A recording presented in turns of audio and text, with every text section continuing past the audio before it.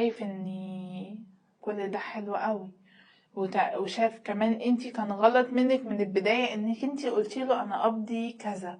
اكيد شاف قبضك عالي وكبير، فساعتها لأ بقى، انا اولى بالفلوس دي. وعلشان كده كان بيقولك في فترة الخطوبة هسيبك تشتغلي والكلام ده كله، علشان خاطر اصلا نواياه خبيثة انك انتي هتصرفي على البيت.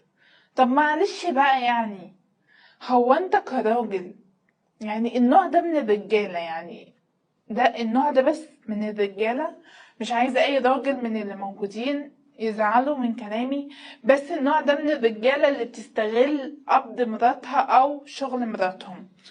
انت بقى كراجل، لما مراتك تحط في البيت، فين رجولتك؟ ايه لازمتك؟ ايوه، ايه لازمتك بقى؟ معلش، لما انت مراتك هي نازلة شغالة وانت المفروض تشجعها. يعني واحدة زي دي اهلها حالتهم صعبة، باباها متوفي، المفروض انت كراجل بقى، راجل بجد، مش كلمة والسلام.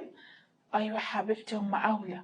وشوف انتي لو عايزة حاجة مني ومكسوفة قوليلي وانا اساعد، ده حتى عشان خاطر دول يتامى، وتقول ان انت هتساعد حتى في سبيل الله، حسنة بتزكي عن صحتك وعافيتك وبيتك وبنتك.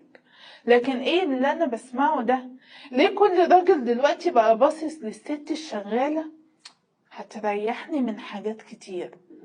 ايوه، ساعات ممكن عادي بننزل نشتغل احنا الطرفين علشان خاطر يساعدوا في البيت، مش عيب ولا غلط، بس طالما الست راضية انها تحط.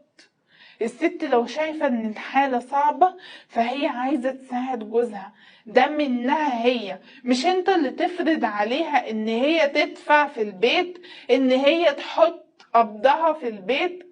طب وانت فين رجولتك لما تلاقي مراتك بتجيب مكانك وبتحط مكانك وبتشتري وبتعمل كل الكلام ده، وهي اصلا مسؤولة منك؟